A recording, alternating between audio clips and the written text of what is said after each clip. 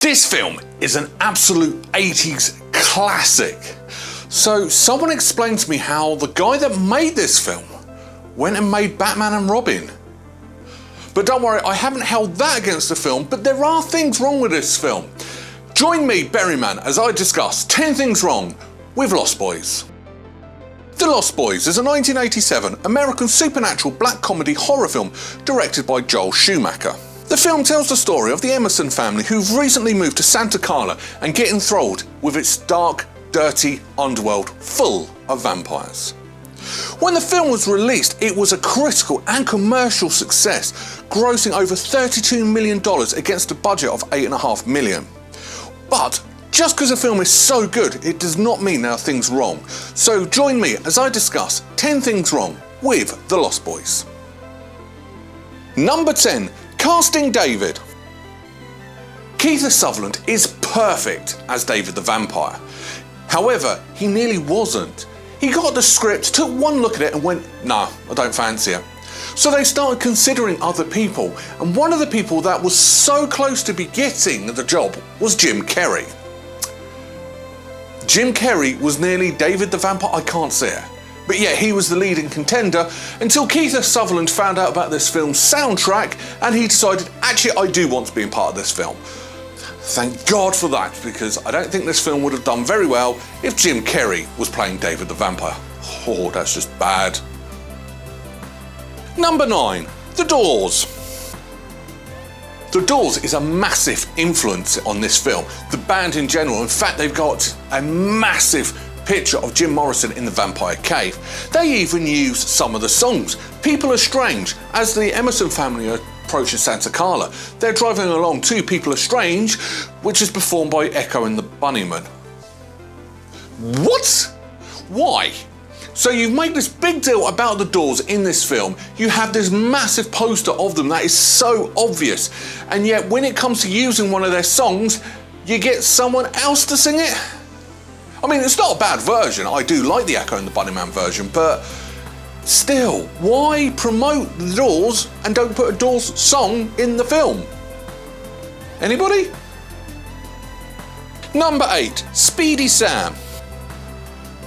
Near the beginning of the film, Michael and David are walking around the fun fair, the boardwalk of Santa Carla. And Michael's following a girl, he's being tagged along with his brother, and Michael goes, don't you have something better to do? Sam goes, yeah. Looks at a comic book shop. They have this big scene with Sam and the Frog Brothers, all chatting about comic books and vampires and doesn't like horror comics. And then the next scene is back to Michael with Sam by his side.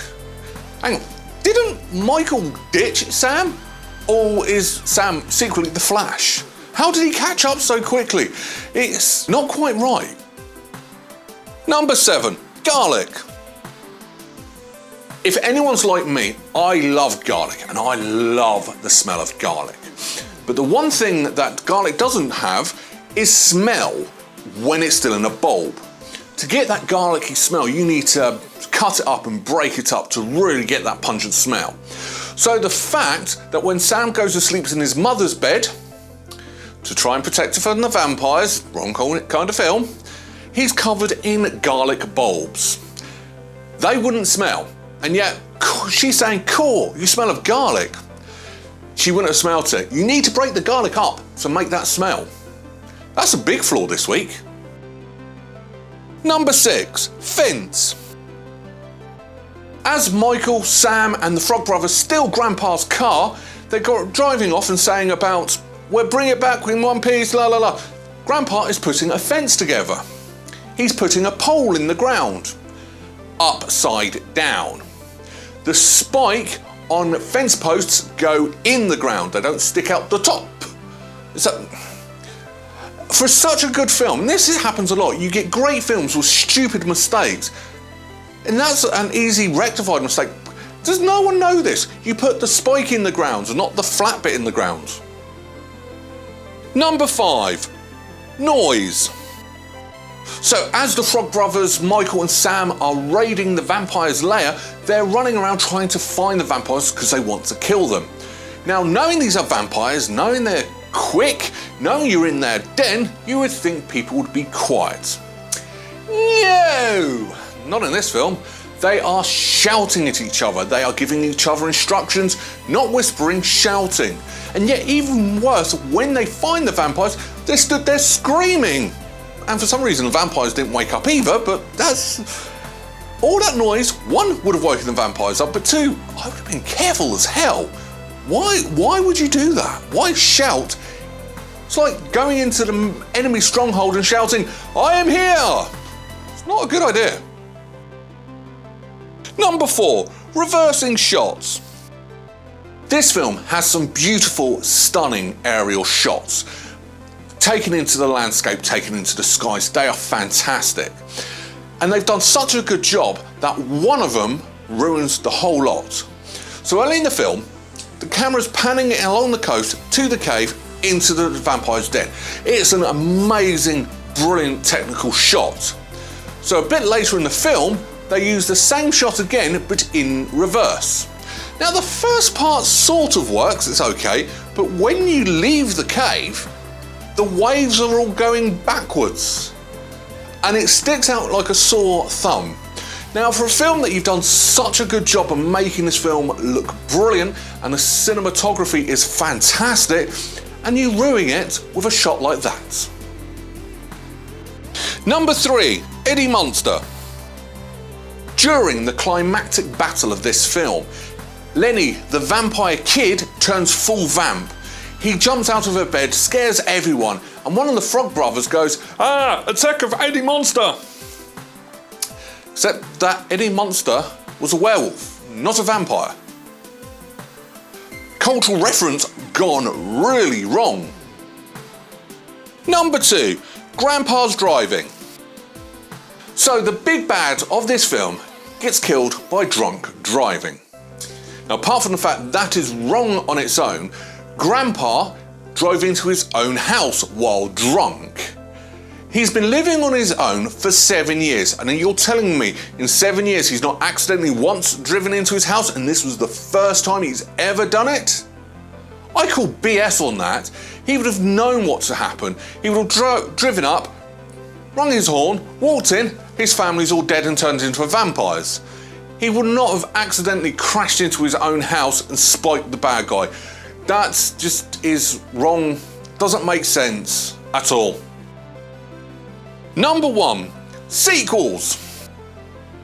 Now there was originally a sequel planned for this film called The Lost Girls, and it was going to star Drew Barrymore. That part was all fine, but it never actually took off. So we do get a couple of direct-to-DVD official sequels. I can't find anyone that actually enjoys them. They are appalling. It doesn't have the same heart. It doesn't have the same soul. They are just awful, awful, awful films. And because of these, and because there's 2 of them, it does cheapen and ruin this masterpiece. This film would actually do better without those sequels. Why did they make them? Oh yeah, to try and make some money. Well, that failed as well, didn't it? Final thoughts. So what do I really think about this absolute classic cult of a film? Well, as you can tell, I love this film. Really love this film. So much so, I got insulted by people at work who said they have never seen this film. I've even asked my son if he's even watched this film, and he said no. So there's actually 11 things wrong with this film. The youth of today have never watched this film. But that's getting off topic.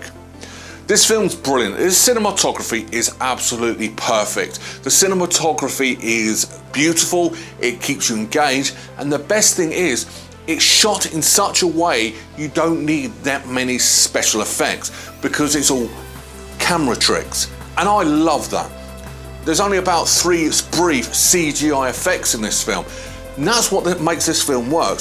Practical effects, atmosphere, comedy, great story, everything is nice and neat and enjoyable. I've said this many a times on this channel. When I watch a film, I want to be engaged, and boy, does this film engage. The casting was perfect. Kiefer Sutherland could never do anything better than this. He has, but oh my God, you would think if he'd career ended after this film, what a way to go. But he's done a brilliant career. Everything was brilliant. The casting was brilliant. It sort of makes vampires scary, but in a good way. And that's what we want. We want to be a good scared. And you can't just really, you can sit back, enjoy watching this film. And one of the best things about this film is its soundtrack.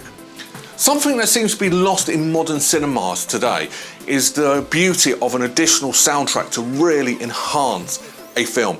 And this film does it on the screen and off the screen as well with its album. And I cannot sing this film's praises much more than I have done. So what am I going to rank it? Well, I've got to give this a 10. Yeah, I am giving The Lost Boys a 10 out of 10. Yes, I'm ignoring the sequels and the silly little mistakes, but at the end of the day, they are actually silly little mistakes, but every film has these mistakes. But that's what I think. What do you think? Let me know in the comments below. On to next week. Do you know what? We've had one of the greatest vampire films. Shall we have a look at one of the greatest science fiction films that went downhill very quickly? And we're going to look at the downhill one. Want to know what I mean? Because I know I'm being ultra cryptic this week. Come back next Sunday. Until then, take care. Bye-bye.